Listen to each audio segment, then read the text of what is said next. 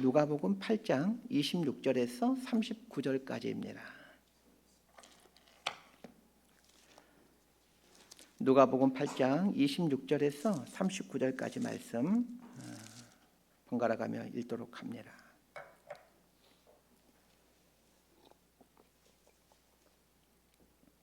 제가 먼저 읽겠습니다. 그들이 갈릴리 맞은편 거라사인의 땅에 이르러 예수께서 육지에 내리심에 그 도시 사람으로서 귀신 들린 자 하나가 예수를 만나니 그 사람은 오래 옷을 입지 아니하며 집에 거하지도 아니하고 무덤 사이에 거하는 자라. 예수를 보고 부르짖으며 그 앞에 엎드려 큰 소리로 불러 이르되 지극히 높으신 하나님의 아들 예수여, 당신이 나와 무슨 상관이 있나이까? 당신께 구하오니 나를 괴롭게 하지 마옵소서 하니, 이는 예수께서 이미 더러운 귀신을 명하사 그 사람에게서 나오라 하셨습니다.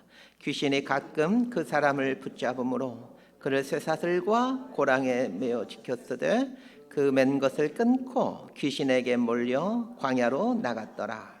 예수께서 내 이름이 무엇이냐 물으신즉 이르되 군대라 하니, 이는 많은 귀신이 들렸습니다. 무저갱으로 들어가라 하지 마시기를 간구하더니 마침 그곳에 많은 돼지떼가 산에서 먹고 있는지라. 귀신들이 그 돼지에게로 들어가게 허락하심을 간구하니 이에 허락하시니 귀신들이 그 사람에게서 나와 돼지에게로 들어가니 그 떼가 비탈로 내리다라 호수에 들어가 몰사하거늘 치던 자들이 그 이루어진 일을 보고 도망하여 성내와 마을에 알리니 사람들이 그 이루어진 일을 보러 나와서 예수께 이르러 귀신 나간 사람이 옷을 입고 정신이 온전하여 예수의 발치에 앉아 있는 것을 보고 두려워하거늘 귀신 들렸던 자가 어떻게 구원받았는지를 본 자들이 그들에게 이르매 거라사인의 땅 근방 모든 백성이 크게 두려워하여 예수께 떠나가시기를 구하더라. 예수께서 배에 올라 돌아가실새 39절까지 함께 읽습니다. 귀신 나간 사람이 함께 있기를 구하였으나 예수께서 그를 보내시며 이르시되 집으로 돌아가 하나님이 내게 어떻게 큰 일을 행하셨는지를 말하라 하시니 그가 가서 예수께서 자기에게 어떻게 큰 일을 행하셨는지를 온 성내에 전파하니라. 아멘. 기도하고 말씀 선포합니다. 하나님 아버지, 주의를 구별하여 주시어서 또 우리의 발걸음을 하나님을 향해 갈 수 있도록 인도해 주시니 감사드립니다. 세상 속에서 살아왔던 우리의 발걸음을 멈추어서 하나님께로 우리의 눈을 돌려 하나님을 바라봅니다. 우리의 주인이 하나님이심을 고백하며 하나님의 뜻대로 살기를 결단하며 주님 앞에 섭니다. 오늘도 각자에게 들려주시는 이 하나님의 한 말씀을 마음속에 새기며 이 한 주간 하나님의 말씀과 동행하며 하나님 안에서 하나님 나라를 이루어가는 저희들 되게 하여 주옵소서. 예수님 이름으로 기도드리옵나이다. 아멘. 공양이라는 불교 용어가 있습니다. 일상에서 공양이라는 말이 흔하게 사용하지는 않지만 부모를 공양한다 할 때 쓰이는데 일반적인 의미로는 우도른을 모신다라는 그런 뜻으로 사용되는 단어입니다. 그러나 불교에서는 조금 다른 의미로 이 단어가 사용됩니다. 불교에서는 공물을 바치는 행위를 일컫는 말로 우리 기독교의 헌금과 비슷한 의미로 사용된다라고 보시면 됩니다. 공양을 조금 더 자세히 설명하면 불교에서는 부처를 뜻하는 불, 부처의 가르침인 법, 승려인 승, 이 세 가지를 가리켜 세 가지 보물이라 하여 삼보라고 하는데, 삼보에게 바치는 공물을 공양이라고 부릅니다. 공양을 할 때는 통상 등, 향초, 과일, 차, 쌀, 꽃을 바치곤 하는데 이것을 육법 공양이라고 부릅니다. 육법 공양 중에 가장 으뜸은 등입니다. 향초가 자신을 태워 주의를 밝히는 자기 희생을 의미한다라면 등은 번뇌와 무지로 가득한 이 세상을 부처님의 지혜로 환하게 밝히겠다라는 의미를 갖고 이 등을 공양하는 겁니다. 등을 공양하는 것은 이 세상에 있는 세 가지의 어둠을 태우기 위함입니다. 세 가지 어둠이란 욕심, 노여움, 어리석음을 말하는데 불교에서는 이것을 사람을 망치는 독이라고 여겨 세 가지 독이기에 삼독이라고 부릅니다. 나 목사님이 스승으로 개종한 게 아닌가라는 눈치로 보시는 분들이 있는데 저는 목사가 좋습니다. 사람들 사이에 있는 세 가지 어둠을 태우겠다는 의도로 등을 공양하는데 이 등을 가리켜 연등이라고 부릅니다. 연등이라는 말은 살을 연, 등등 자를 써서 등을 사른다라는 뜻입니다.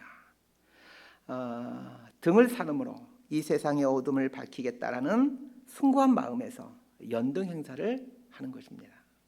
4월 초팔일이면 절마다 그 연등을 하는 이유가 여기에 있습니다. 조선시대 4월 초팔일 되면 연등놀이가 대대적으로 열리게 되었는데 사치 경쟁이 생겨 등을 옥으로 장식하는 전통이 생겼습니다. 가난한 사람들도 연등에 참여하기 위해 구걸까지 하면서 옥으로 된 연등을 장만했다라는 기록이 있습니다. 다른 사람들보다 더 비싼 연등을 구입하기 위한 욕심과 어리석음이 옥으로 만든 연등을 공양하게 만들었던 겁니다. 그런데 그 등을 공양하는 본래의 취지가 뭐라고 했습니까? 세 가지의 어둠을 사르기 위함이라고 말씀드렸습니다. 세 가지 어둠에 욕심과 어리석음이 있습니다. 잘 생각해 보십시오. 욕심을 사르기 위해서 연등을 하는데 도리어 연등을 매개로 욕심을 더 부추기고 있다면 그것처럼 어리석은 일이 어디 있겠습니까? 그럼에도 사람들은 비싼 연등을 하기 위해 욕심을 부리고 있는 자기 자신을 보지 못한 채 옥으로 만든 비싼 등을 공양하고 있기에 자신은 어둠을 사르는 지혜로운 사람이다라고 착각하며 살더라는 것입니다. 종교라는 말의 한자어는 으뜸종 가르칠 교자를 씁니다. 종교란 으뜸되는 가르침입니다. 종교가 으뜸되는 가르침인 것은 사실이나 종교의 가르침이나 종교의식에 담긴 깊은 의미를 삶으로 일궈내지 않는다라면 종교는 으뜸되는 가르침이 아니라 꼴찌의 가르침, 즉 무지와 어리석음의 산물이 되어버립니다. 우리가 믿는 기독교도 다르지 않습니다. 기독교라는 말은 예수교에 대한 한자어입니다. 예수님을 그리스도라고 하고 이 그리스도라는 말의 한자어가 기독이기에 예수교를 기독교라고 부릅니다. 기독교를 달리 표현하면 예수교입니다. 예수교라는 말을 풀이하면 예수님을 믿는 교리 혹은 예수님의 가르침이라고 할 수 있습니다. 기독교인이 되어 매주 교회에 나와 예수님의 가르침을 받는 사람이 되었다 하더라도 가르침의 본래 의도를 알지 못하고 그리고 그 본래 의도를 구현해 가지 않는다라면 비싼 옥으로 만든 등을 공양하는 것이 어둠을 사르는 것이라 믿고 비싼 등을 구입하기 위해 구걸까지 행했던 사람들처럼 허상을 쫓는 어리석은 기독교인이 되는 것입니다. 이런 우매한 자가 되지 않기 위해서는 예수님의 가르침의 본래 의도를 깨닫고 그 본래 의도를 구현해가는 삶을 살아야 됩니다. 오늘 설교 주제가 어떤 내용일지 감이 오시죠? 예수님이 가르치고자 하는 그 가르침의 본래 의도를 깨닫고 본래 의도를 구현해 가자고 하는 것이 오늘 설교의 주제가 됩니다. 자, 먼저 오늘 본문을 정확하게 이해하기 위해서 본문의 공간적 배경을 좀 입체적으로 보도록 하겠습니다. 지도를 보고 설명드리는 게 좋을 것 같습니다. 제가 이렇게 빨간 펜으로 표시를 해놨는데 이 지도는 갈릴리 호수 주변 지도입니다. 지도에서 오늘 본문의 공간적 배경인 거라사라는 지역을 한번 보시길 바랍니다. 또 빨간 펜으로 동그라미에 쳐져 있는 곳이 이 거라사라는 곳입니다. 지난주 본문이 예수님과 제자들이 배를 타고 갈릴리 호수를 건너는 중에 풍랑을 만난 이야기였습니다. 저 화살표 표시대로 갈릴리 호수를 건너다가 풍랑을 만나게 되었죠. 예수님이 배를 타고 거라사 지역으로 가는 중에 풍랑을 만나게 되었는데 자, 어디에서 배를 탔습니까? 자, 빨간 펜으로 밑줄을 그어놓은 이 부분을 보시길 바랍니다. 가버나움에서 배를 타고 거라사로 가는 중에 풍랑을 만났습니다. 그러면 또 묻습니다. 가버나움에서 왜 갑자기 예수님은 배를 타고 거라사로 가시는 것입니까? 3주 전과 2주 전의 설교 제목이 큰무리교회 이야기 1, 큰무리교회 이야기 2였습니다. 3주 전에 배웠듯이 예수님에게 큰 무리가 모여들었습니다. 큰 무리교회가 되었죠. 큰 무리가 모여든 곳이 가버나움이라는 곳입니다. 가버나움은 예수님께서 베이스 캠프로 사용하신 곳으로 사람들이 예수님에 대한 소문을 듣고 예수님이 계신 이 가버나움으로 모여들었습니다. 그런데 예수님이 계신 곳에 많은 사람이 모여들자 갑자기 예수님은 제자들과 배를 타고 거라사 지방으로 가더라는 것입니다. 거라사 지방으로 가는 도중에 광풍을 만나게 되었는데 그것이 지난주 설교 내용이었고 오늘 본문의 이야기는 광풍을 잔잔하게 하신 후 거라사 지방에 가서 귀신 들린 사람을 고치시는 이야기입니다. 또 묻습니다. 거라사 지방에 가서 귀신 들린 사람에게서 귀신을 쫓아내신 이후에 그 다음에 무엇을 하실까요? 아무것도 하지 않고 다시 가버나움으로 돌아오십니다. 우리 누가복음 8장 40절 말씀, 다음 주에 배울 본문인데 누가복음 8장 40절 말씀 함께 읽도록 합니다. 시작. 예수께서 돌아오심에 무리가 환영하니 이는 다 기다렸음이더라. 예수께서 돌아오심에 라는 말은 베이스 캠프인 가버나움으로 돌아오셨다라는 말입니다.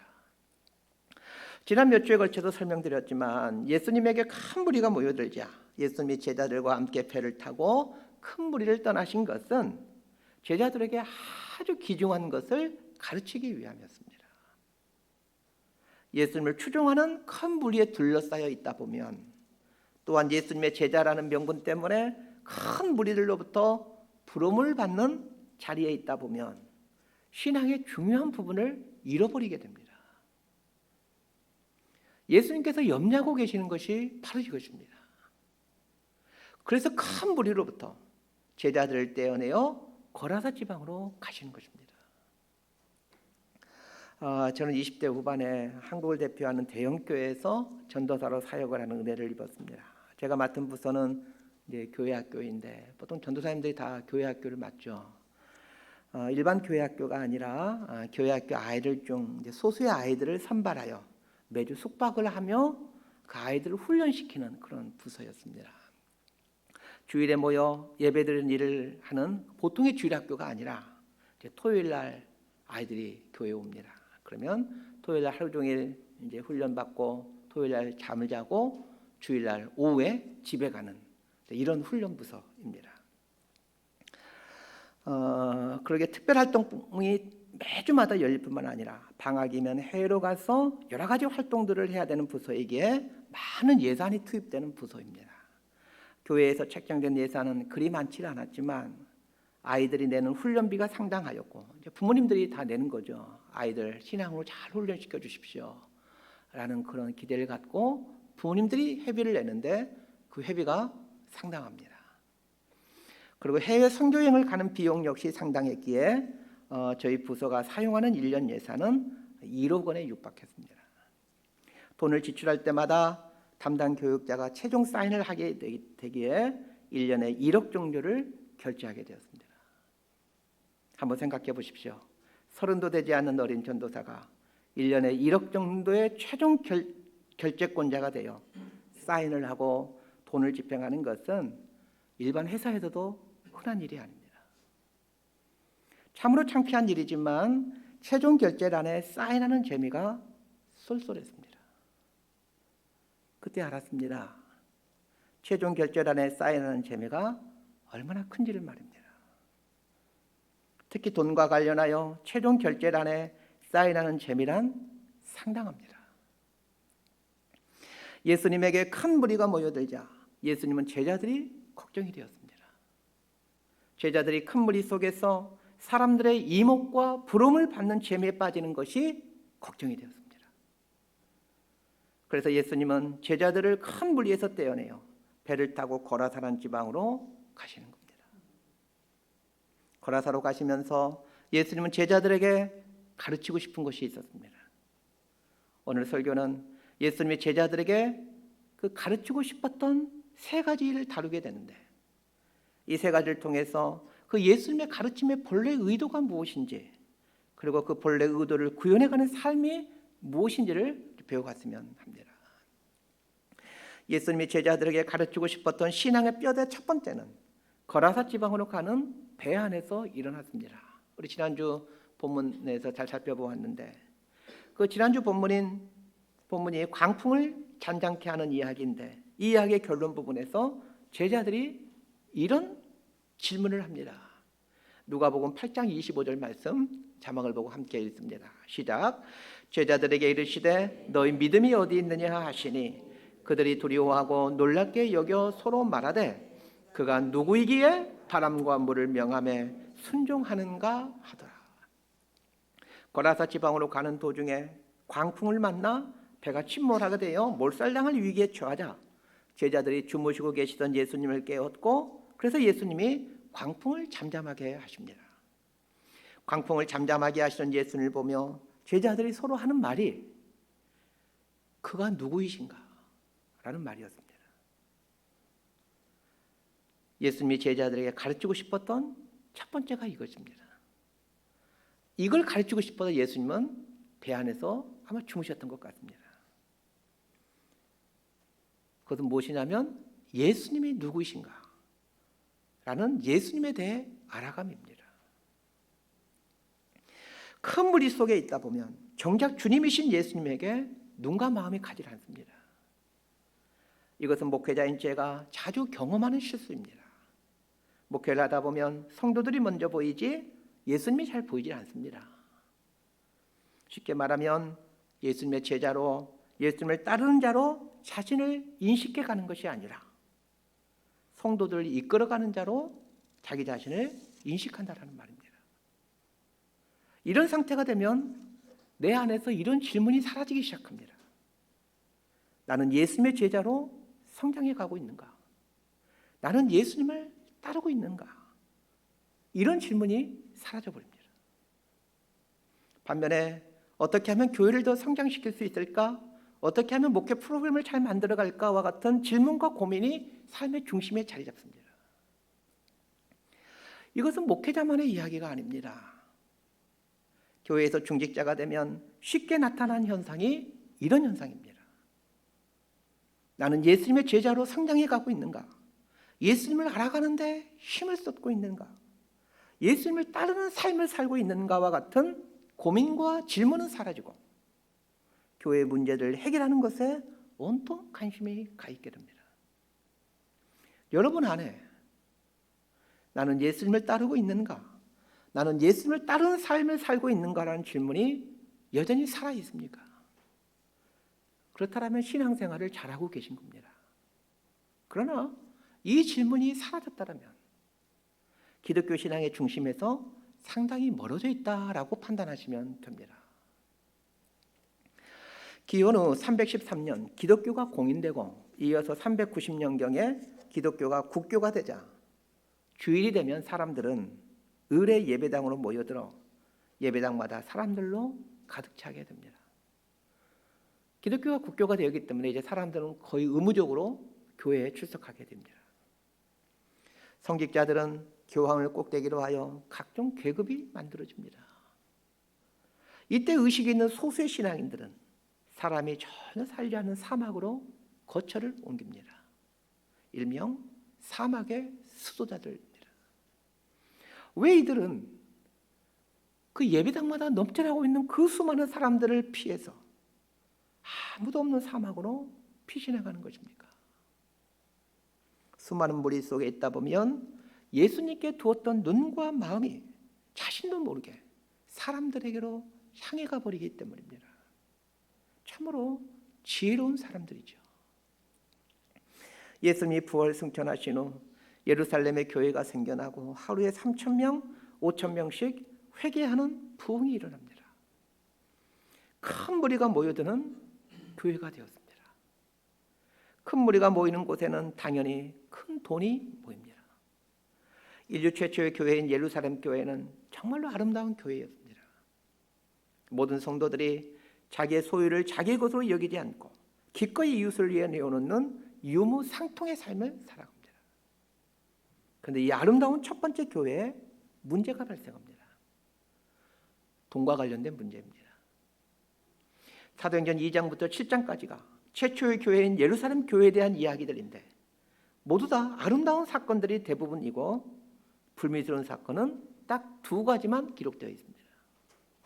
사도행전 5장에 등장하는 아나니아와 삽비라 사건이 첫 번째이고 사도행전 6장에 등장하는 헬라파 과부들이 구제에서 빠지는 사건으로 헬라파 유대인과 히브리파 유대인 간의 갈등이 두 번째 사건입니다. 이 두 사건의 중심에 돈이 있습니다. 많은 사람들이 모여들자 돈 문제가 발생하더라는 겁니다. 그 아름다운 예루살렘 교회도 사람들이 모여들자 돈 문제가 발생하더라는 거예요. 이때 제자들이 어떻게 합니까? 돈 문제에 대한 일체의 고난을 일곱 집사에게 맡기고 말씀과 기도에 전념합니다. 이렇게 할 수 있었던 통찰과 용기가 어디서 생겨났겠습니까? 예수님과 함께 지내는 동안 큰 무리가 모여들 때면 큰 무리에서 떼어내시는 그 예수님의 가르침에서 배운 것입니다. 오병이어 사건 때도 마찬가지죠. 오병이어 사건을 통해서 수만 명의 사람이 모여들자 예수님은 급히 재촉하여 제자들을 그들에게 떼어내버립니다. 예수님이 알고 계셨던 겁니다. 그렇다면 오늘 본문이 전해주는 첫 번째 메시지가 무엇인지 알게 됩니다. 신앙의 핵심은 예수님이 누구신가를 알아가는 것입니다. 신앙생활하는 동안 평생 붙들고 살아야 될 것이 예수님을 더 깊이 알아가는 것입니다. 이것을 신앙생활의 목표로 삼으셔야 됩니다. 예수님이 큰 무리에게서 제자들을 떼어내어 거라사 지방으로 가신 두 번째 이유를 보십시다. 예수님께서 큰 무리를 떠나 거라사에 귀신 들린 한 사람에게로 갔던 것은 영적 세계에 대한 눈을 열라는 의도에서였습니다. 오늘 본문에 귀신 들린 한 사람이 나오는데 이 사람에게 들어온 귀신이 군대 귀신입니다. 군대라고 번역되는 레기온이라는 단어는 보병 6,000명과 마병 120명으로 구성된 로마의 군 편제를 뜻하는 군 부대 용어입니다. 현재 우리나라 군대 규모로 따지면 일개 보병 사단이 약 완편된 사단이 1만 2천여 명 정도 되는데 일개 사단보다 조금 작은 규모가 이 로마 군대의 레기온이라는 편제입니다. 그러면 잘 생각해 보십시다. 예수님과 제자들이 가버나움에서 큰 무리 속에 있었습니다. 예수님께 왔던 큰 무리가 구체적으로 몇 명이었는지는 모르겠지만 최소 수천 명은 되지 않았겠습니까? 가버나움에 있을 때 예수님께 왔던 큰 무리의 숫자와 거라사 지방에 가서 마주하게 된 군대 귀신과 숫자 면에서 비슷할 것으로 보여집니다. 예수님께서 제자들을 큰 무리에서 떼어내어 군대 귀신이 있는 거라사로 데리고 왔던 이유는 많은 사람들의 이목과 부러움을 받는 것에 눈과 마음을 두지 말고 영적 세계에서 벌어지고 있는 일들에 눈과 마음을 두고 살아야 된다는 것을 말씀해 주시기 위함이었습니다. 바울은 에베소서에서 그리스도인의 싸움을 혈과 육의 싸움이 아니라 어둠의 세상 주관자들과 하늘에 있는 악한 영들과의 싸움이라고 얘기해 줍니다. 그러면서 그리스도인은 전신 갑주를 입어야 된다라고 하면서 그 전신 갑주를 입는다라는 것이 무엇인지 구체적으로 설명해 줍니다.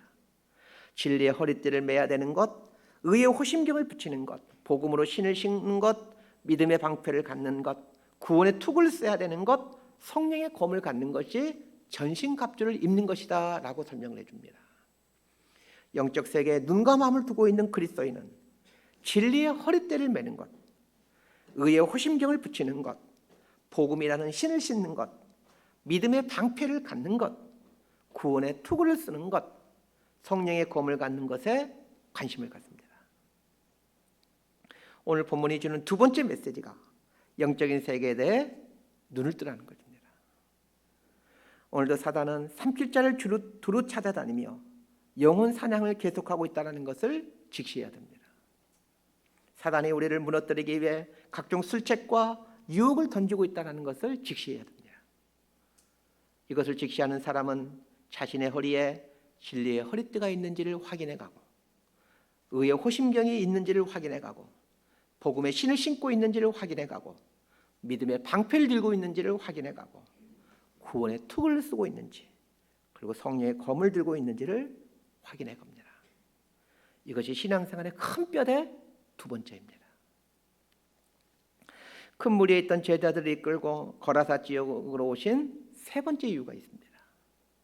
그것은 한 영혼이 천하보다 귀하다라는 것을 깨닫도록 하기 위함이었습니다. 큰 무리 속에 있다 보면 한 영혼의 소중함을 잃어버립니다.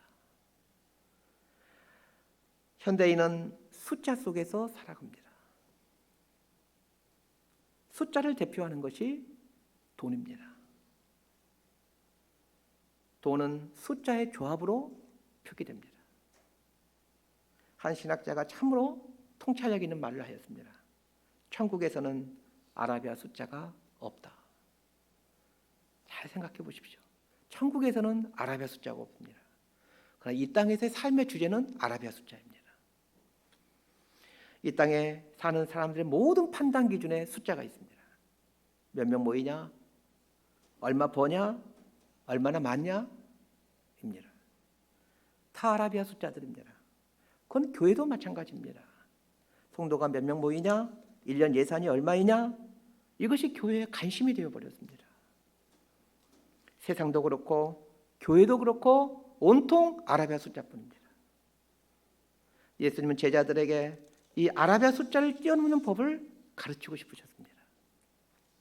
거라사라는 곳은 유대인들이 혐오하는 이방인의 지역입니다. 재미있는 것은 군대 귀신 들렸던 사람에게 들어왔던 귀신을 예수님이 쫓아내시는데 그 군대 귀신이 돼지떼에 들어갑니다. 유대인들은 돼지를 부정한 짐승으로 여기기에 돼지고기를 먹지도 않고 돼지를 키우지도 않습니다. 군대 귀신들이 돼지떼에 들어갔다는 것은 거라사라는 지역이 유대인들 눈에는 참으로 부정하고 더러운 곳이라는 뜻입니다. 그런데 예수님은 가버나움에서 유대인들의 큰 무리 속에 있던 제자들을 나오게 하더니 그들이 혐오하는 이방인들이 사는 거라사로 데리고 오는 것입니다. 그러더니 거라사에서 많은 사람을 만나게 하신 것이 아니라 단 한 사람을 만나게 하시는데 그것도 군대 귀신 들린 한 사람을 만나게 합니다. 제자들에게 무엇을 가르치기 위함입니까? 한 사람이 소중하다는 것을 가르치기 위함입니다. 교회 생활을 하다 보면 잃어버리기 쉬운 것이 한 사람의 소중함입니다. 저는 이 부분을 묵상하다가 우리 교회가 한 사람을 소중히 여긴다라는 것이 구체적으로 무엇일까라는 질문을 하게 되었습니다. 그때 떠오른 것이 다음 세대입니다. 새벽 기도회나 금요 기도에 거의 빼먹지 않고 기도하는 것이 우리 다음 세대들입니다. 며칠 전에 기독교 관련 뉴스를 봤는데 5년 사이에 최근 5년 사이에 20대 이하의 기독교인 중 절반 정도가 신앙을 버렸다는 내용의 기사였습니다. 무슨 말이냐면 5년 전에 20대 이하 중에 기독교인이었던 사람들 중 절반이 신앙을 버렸다는 겁니다. 그렇지 않아도 20대 이하의 복음화율이 현저하게 떨어져 있는 상태였는데 이 5년 동안에 얼마 남지 않았던 다음 세대의 절반이 신앙에서 떨어져 나갔다는 겁니다. 다음 세대들을 교회에서 몰아낸 주범이 무엇입니까? 한국교회에 얼마 남지 않는 이 다음 세대들을 어떻게 키워가야 합니까? 제 깐에는 다음 세대를 살려보고자 넉넉지 않은 교회 형편임에도 적지 않은 돈을 들여 독서 캠프에도 보내고 또 생각하고 걷고 프로그램도 만들어 발악을 해보고 있습니다. 한 영혼의 소중함이 교회가 붙들고 있어야 될 핵심 가치인데 지금의 시대에서는 다음 세대의 한 영혼 한 영혼을 소중히 여기는 일에 집중해야 됩니다. 이들을 위해서 기도하고 이들을 위해서 기꺼이 물질도 내어놓아야 됩니다. 예수님께서 제자들을 큰 무리에서 떼어내어 거라사 지방으로 오신 이유 세 가지를 말씀드렸는데 세 가지 이유 중 오늘 설교에서 강조하고 싶은 것이 이 한 영혼의 소중함입니다. 우리 성도님들에게 부탁드립니다. 한 영혼의 소중함을 잃어버리셨다면 신앙의 핵심을 잃어버린 것입니다. 예수님이 한 영혼이 얼마나 귀중한지를 제자들 수준에서 이해하기 쉽게 설명하기 위해 이상한 행동을 하십니다. 광인 안에 있는 귀신을 쫓아내려고 할 때 군대 귀신이 돼지떼에 들어가서 살게 달라고 간청합니다. 그러자 예수님이 허락합니다. 그런데 군대 귀신이 돼지떼에 들어가자 돼지떼가 갈릴리 호수로 내리달리더니 다 몰살하더라는 것입니다. 오늘 본문에서 비중 있게 다루고 있는 내용은 예수님이 귀신을 쫓아냈다는 것이 아니라 군대 귀신이 돼지떼에게 들어간 후 돼지떼가 몰살당했다는 것이고 돼지떼가 몰살당한 후에 그 지역에 사는 사람들이 보인 반응입니다. 질문드립니다. 예수님은 군대 귀신들을 무적행으로 보내실 수도 있었습니다. 31절에 보면 군대 귀신들이 자신들을 무적으로 보내지 말아달라고 예수님께 간청합니다. 예수님 입장에서는 군대 귀신을 무정행, 지옥으로 보내는 게 가장 합당한 일입니다. 그런데 왜 돼지떼에게 들어가게 하므로 아무런 잘못 없는 돼지떼가 몰살당하게 하느냐는 것입니다. 누가복음에서는 돼지떼라고 나와 있지만 마가복음에 보면 돼지떼가 2,000마리였다라고 말해주고 있습니다. 그러면 생각해 봅시다. 2,000마리 돼지가 죽게 되는데 돼지 입장은 차치하고서라도 이 돼지떼의 주인 입장을 한번 생각해 봅시다. 2,000마리 돼지가 당시에 얼마 정도의 값어치인지는 알 수 없지만 오늘날로 계산하면 100kg짜리 돼지로 계산했을 때 키로당 만원 해도 마리당 100만 원 됩니다. 돼지고기 요즘 키로에 한 3, 4만 원 할 겁니다. 그래서 이제 보수적으로 잡아서 10,000원으로만 그냥 계산해 보십시다. 2,000마리니까 20억입니다. 돼지 주인 입장에서는 예수님 때문에 20억을 한순간에 잃어버렸습니다. 질문이 생겼습니다. 귀신들을 전부 무적으로 보내면 되시는데 왜 굳이 20억 원이나 되는 큰 돈의 손실을 발생시키느냐는 것입니다. 답은 너무나도 분명합니다. 귀신 들린 광인 한 사람이 20억보다 더 귀하다라는 것을 깨닫도록 하기 위함입니다. 귀신 들린 광인에 대해 사람들은 상대할 가치가 없다고 생각하여 전혀 그를 가까이 하려 하지 않지만 예수님은 이 무가치한 광인이 20억보다 더 귀하다고 하십니다. 그래서 갈릴리 호수의 광풍을 뚫고 거라사로 오신 것입니다. 사람들에게 한 영혼이 천하보다 귀하다라고 외치면 머리로는 끄덕이지만 가슴으로는 끄덕이지 않기에 예수님은 가슴으로 끄덕여 갈 수 있도록 사람들이 민감해하는 이 20억이라는 큰 재산을 순식간에 사라져버리게 하므로 이 무가치한 광인이 얼마나 가치 있는 존재인지를 사람들 수준에서 알게끔 보여주시는 것입니다. 말씀 정리합니다. 기독교 역사상 가장 위대한 사람을 꼽으라면 단연 사도 바울을 꼽습니다. 그리스도인들을 핍박하는 폭도였던 바울이 예수님을 믿고 난 후 10여 년간의 집거 생활을 하게 됩니다. 바울이 너무나도 악독한 박해자였기에 그리스도인들 어느 누구도 바울이 회심했다고, 바울이 예수 믿는 사람이 되었다라고 믿어주지 않았기 때문에 바울이 어느 교회도 받아주지 않기에, 어느 그리스도인도 받아주지 않기에 자기 고향집에 돌아가 집거 생활을 하는 겁니다. 그래서 무려 10여 년을 고향에서 집거 생활을 합니다. 이때 안디옥 교회의 담임 목사였던 바나바가 바울을 기억하고는 바울을 동역자로 창빙해 옵니다. 바울이 안디옥 교회에서 목회자로 사역하자 안디옥 교회가 놀랍게 부흥합니다. 바울이 안디옥 교회 목회자로 사역할 때 세상 사람들이 그 안디옥 교회 성도들을 보면서 그리스도인이라는 별명을 붙여줍니다.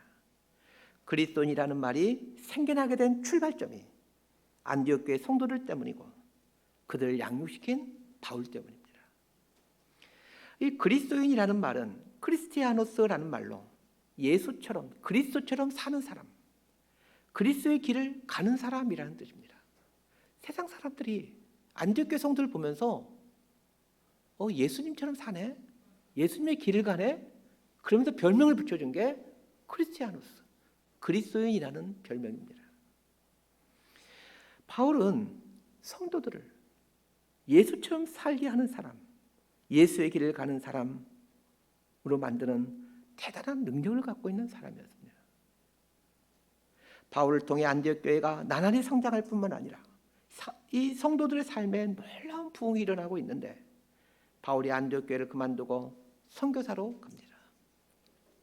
1차 선교지로 선정한 곳이 소아시아 지역입니다.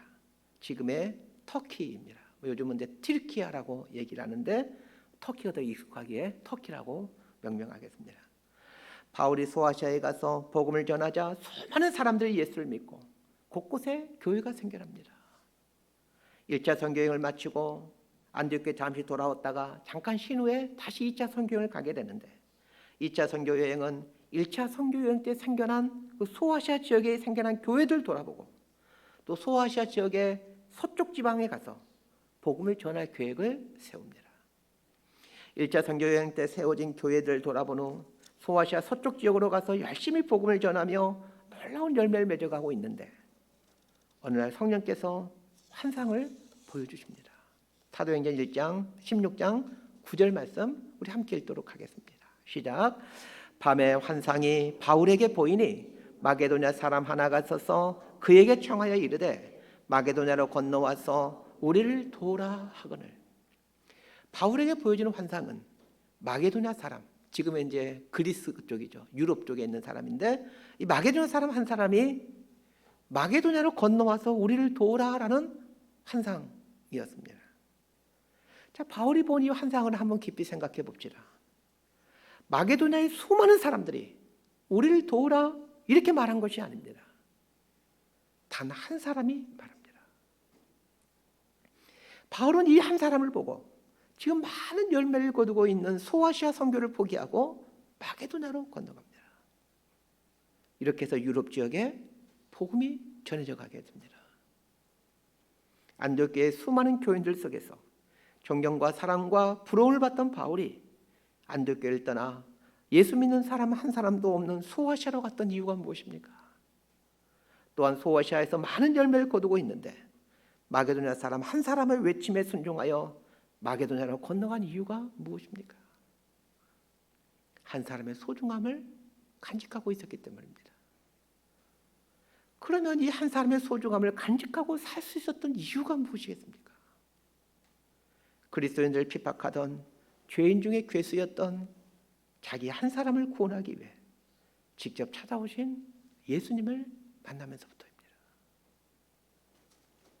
요즘 단일 기도회를 하고 있는데 목요일 저녁에 강사이셨던 김인광 교수님의 말씀을 들으면서 얼마나 큰 은혜를 받았는지 모릅니다.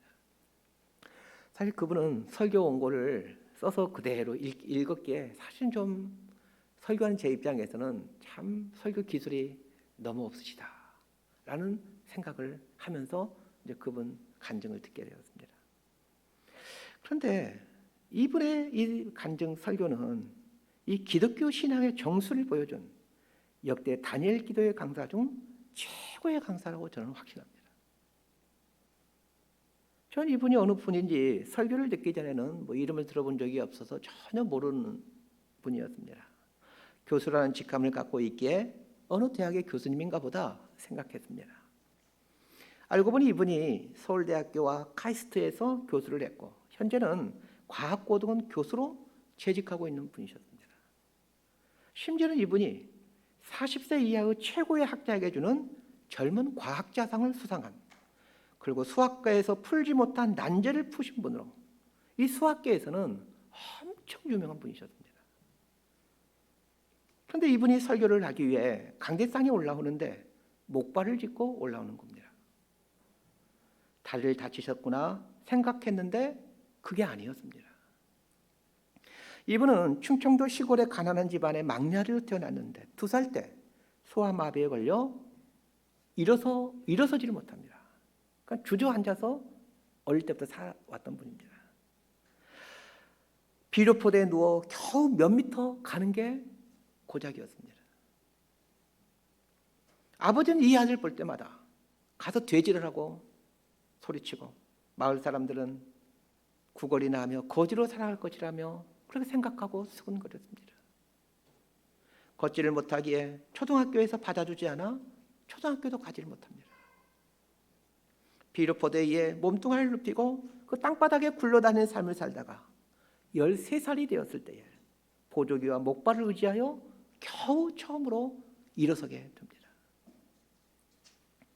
집에서 버림받아 지하어른에서 살면서도 서울대학교에 입학하게 되었고 대학교 1학년 때 자신의 삶에 찾아오신 예수님을 만나게 됩니다.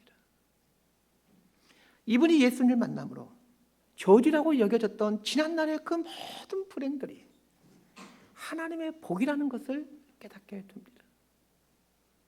전 이분의 간증을 들으면서 저런 몸으로 초등학교를 다니지 않았는데도 서울대학교 교수가 되고 최고의 과학자에게 주는 과학상을 수상하는 대단한 업적을 이룬 것이 감동이 되었던 것이 아니라 아버지로부터 가서 퇴지라는 말을 들으며 살아야 했던 아무런 쓸모짝이 없는 저런 인생에게도 찾아와 주신 예수님을 생각했습니다.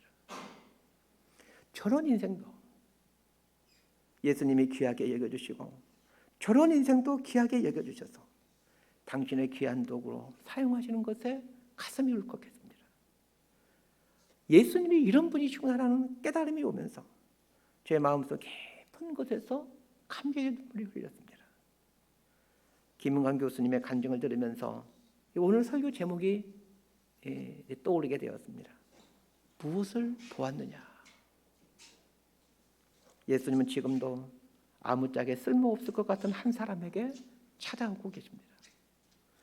우리도 이렇게 찾아오신 예수님 때문에 하나님의 자녀가 된 것 아닙니까? 그렇다면 한 사람을 천하보다 귀하게 여기시고 찾아오고 계시는 예수님을 생각해 봅시다. 그리고 예수님의 마음과 이 눈을 갖기를 소망해 봅니다. 하나님의 백성이 되어간다는 것이 이런 것이지 않겠습니까? 이렇게 살아가는 저와 여러분의 삶이 되기를 진심으로 소망하고 축복합니다. 기도하겠습니다. 하나님, 신앙생활의 핵심을 예수님을 알아가는 것에 두게 하옵소서. 예수님이 한 사람을 소중히 여기듯이 한 사람을 소중히 여기는 눈을 감고 신앙생활 해가게 하여 주옵소서. 그래 점점 우리의 삶이 작은 예수로 살아가게 하여 주옵소서. 예수님의 이름으로 기도드리옵나이다. 아멘. 다 함께 일어나